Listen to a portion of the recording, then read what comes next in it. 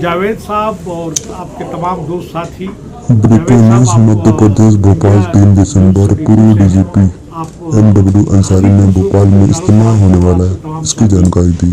इसमें इज्तिमा में लाखों की भीड़ होती है। इज्तिमा 8 दिसंबर से 12 दिसंबर को होगा, जिसमें देश में अमन चैन एकता और भाईचारे की दुआ होगी। भोपाल सिटी रोड पर ये प्रोग्राम होगा। शहर के माननीय जिम्मेदार लोग मौजूद रहेंगे। इलाहाबाद से ब्यूरो चीफ इसरार अंसारी का बेबाक इंटरव्यू देखिए।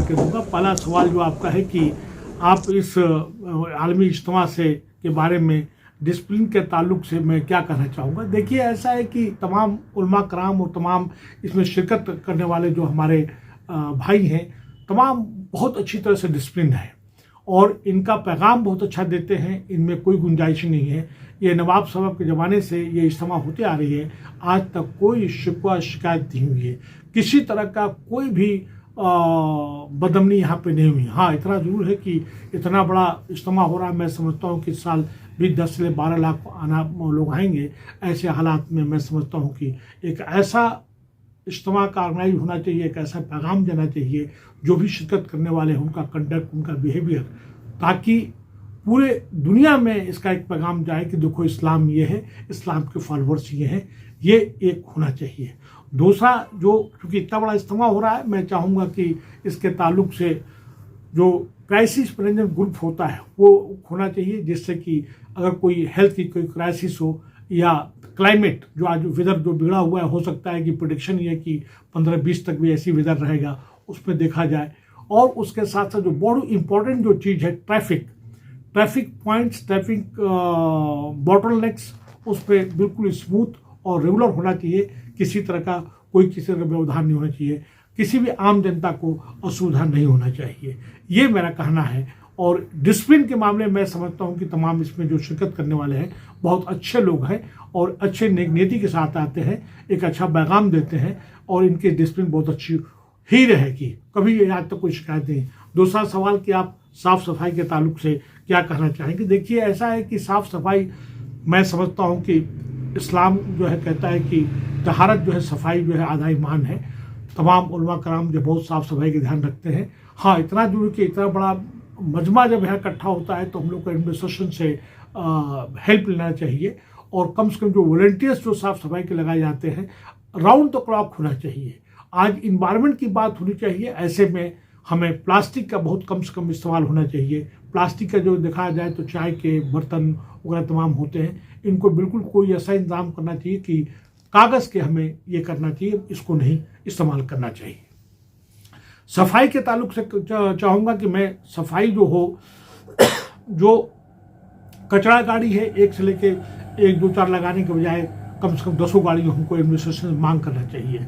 उसी तरह सफाई के लिए वॉलंटियर्स जो है, एक ऐसा वक्त आएगा इशा नमाज के बाद जब लोग अपने अपने कैंप में चले जाएंगे, उस वक्त सफाई का काम करना चाहिए। या मॉर्निंग में फजर के नमाज के बाद मैं समझता हूँ 8 से लेकर 11 के बीच में सफाई का काम होना चाहिए। और पूरा कैंपस जो ईट करी जो कैंपस है बहुत ही स्पेक और स्पिक दिखना चाहिए। और एक ये भी एक बड़ा मैसेज आना चाहिए, भारत सरकार ने भी, हमारे माननीय प्रधानमंत्री जी ने भी स्वच्छ भारत की बात कही है, तो एक ऐसा स्वच्छता का नाम पैगाम देना चाहिए कि देखिए इतना बड़ा इज्तिमा हो रहा है, हम लोग इतना बड़ा साफ सफाई मेंटेन कर सकते हैं। तीसरा सवाल कि इज्तिमा के जरिए अब क्या पैगाम दिया जाना चाहिए। देखिए, इस आलमी इज्तिमा के माध्यम से या जराए से अमन अमान का पैगाम दिया जाता है, भाईचारे के पैगाम दिया जाता है और उसके साथ साथ कुरान और हदीस की 10 तदरीस भी की जाती है। तमाम उलमा कराम जो अपने स्पीचेज देते हैं, मुकर्रिर जो अपने तकरीरें करते हैं, उसमें कुरान हदीस की बातें होती हैं। कहीं पे कोई शर्क की या कोई खुराफात की बात नहीं होती है। अब यहाँ पे आपने कहा कि क्या पैगाम देना चाहिए, तो मैं समझता हूँ कि उलमा कराम को ये भी बात बनाना चाहिए कि हम लोगों को area of cooperation, area of consensus खोजना चाहिए, ताकि हमारे बीच में किसी प्रकार का कोई कन्फ्लिक्ट या तजाद नहीं होना चाहिए।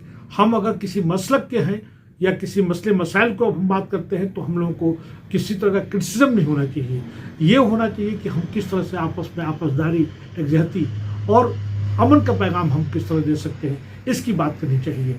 यहाँ पे ये भी एक बात करना चाहूँगा कि कुरान हदीस, खासकर कुरान दुनिया में सबसे ज़्यादा पढ़ी जाने वाली किताब है, इसको माने के साथ पढ़ना चाहिए। हमारा इस्लाम, हमारा कुरान जो है कहता है कि अपने रब का नाम लेके पढ़।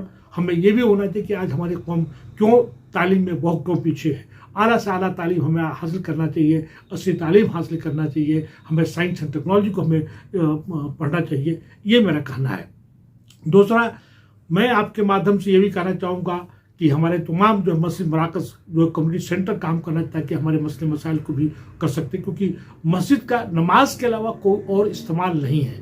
मॉर्निंग में फजर से लेकर नमाज के बाद मैं समझता हूँ कि 12:30 बजे तक, ज़ोहर की नमाज तक खाली पड़ी रहती है। वहाँ पर भी हम कुरान और हदीस की दर्स कर सकते हैं, उसके साथ साथ में असली उलूम की बात कर सकते हैं और अपने मसले मसाइल को हल कर सकते हैं। और हमें देखना पड़ेगा हम किस तरह से हम पीछे हैं।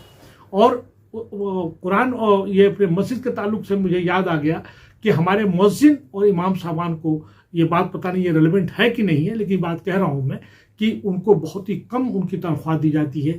उनको कम से कम महंगाई के हिसाब से आज एक मुअज्जिन इमाम की तनख्वाह जो है 15 से लेकर 25 साल से कम नहीं होना चाहिए। मुझे और इमाम मुअज्जिन की बात नहीं मालूम, लेकिन जहाँ का मैं रहने वाला हूँ अपने गाँव में, वहाँ पे हमारे इमाम मुअज्जिन को 3,500 से लेकर 5,000 करीब सभी मस्जिदों में, हमारे यहाँ करीब 16 मस्जिदें हैं, सबको उतना दिया जाता है, जो कि मैं समझता हूँ कि ये ठीक नहीं है। इसका भी इंतजाम होना चाहिए, या उनके रोज़गार का इंतजाम होना चाहिए। जो हमारे इस्लाम ने जो है तालीम, तजारत, ताउन की बात कही है, तो हमें उसका काम करने कराने की जरूरत है। और आखिरी सवाल कि हम जो है आखिर में अपनी तरफ से क्या पैगाम देना चाहिए। देखिए, ऐसा है कि